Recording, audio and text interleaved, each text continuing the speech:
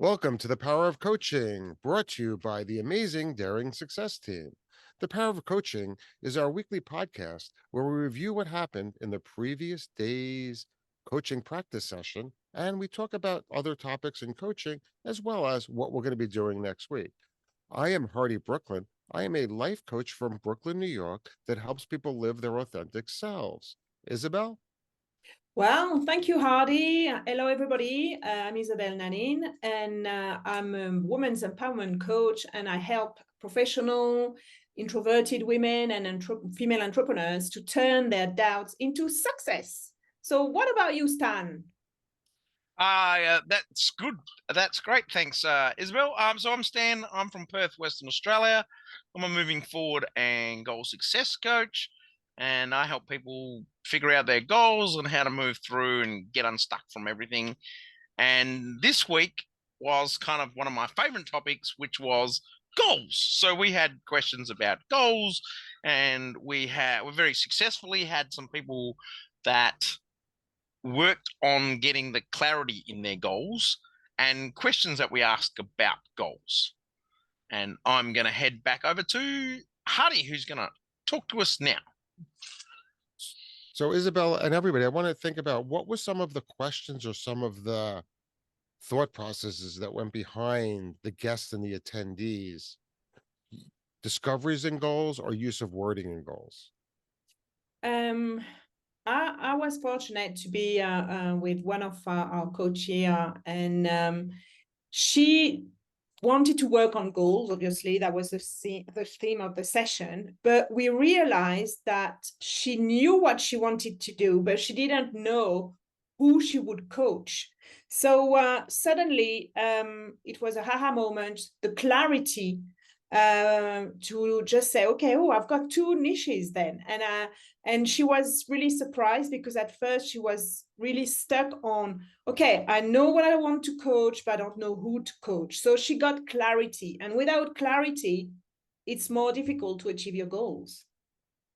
So one of the things that I observed during the coaching practice sessions was that people were making comments about the need for the pause and the silence. And that's something that I use in my business and day-to-day life, where if you give somebody 30 seconds of silence, that's enough rope for them to hang themselves. How would you say people were using the silence or talking about the silence, Stan, in the sessions that we had?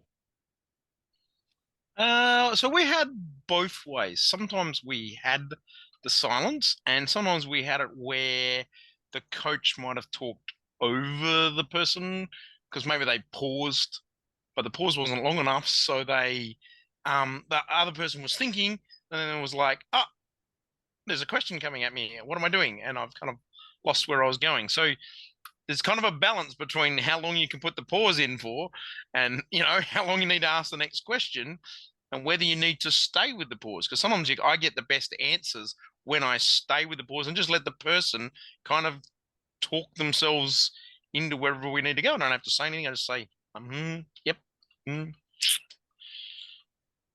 Isabel, how long do you keep that pause going, and how do you make the pause actually really work for you in your coaching and advise other coaches? I really love silence. That's part of the active listening, and I love it. I can stay forever till the coachee reacts, because I feel that silence is a space where suddenly the coachee goes even deeper, and maybe an image can pop up into their mind, and from there we carry on the coaching. That for me, silence is very important because it's I keep the contact, the eye contact, so it means that, yeah, I'm still interested, but at the same time it's just like, okay, that's your space to just get into your yourself, introspection even more deeper, and I always get good results. Thank you, Isabel. And when I use the silence, the one thing that I do is I really keep the eye contact, because that prevents you from talking on top of the other one, because you're going to see their mouth start to move. So you don't have to start throwing up or blurting words or asking questions that's going to interfere with their chain of thought. So the next session that we're going to have is we're going to be talking a little bit about money. And money is a very touchy subject for a lot of coaches, consultants, and everybody in the world. And we're going to address how to ask for money, how to set the money up front, and then how to deal with your own money inaccuracies when you're coaching other people about money. Anything else you think we're going to try to cover about money, Stan? Yeah, so I'm kind of from the school that money is energy. Um, so lots of people kind of don't see it that way, but obviously how you put it out and what you do with it and how you deal with it is kind of confronting. And even just the questions, just talking to friends and like I don't know about you, but I don't really kind of hang out with my friends and say, oh, what's your budget? Like how's your money going? Like, but then I get with people that are in that space and they're talking about what money they're investing, what money they're doing, how they're saving money, how they're making money work for them. You're like, oh, that's a completely different space to be in. Isabella, you have any thoughts on our upcoming workshop around money?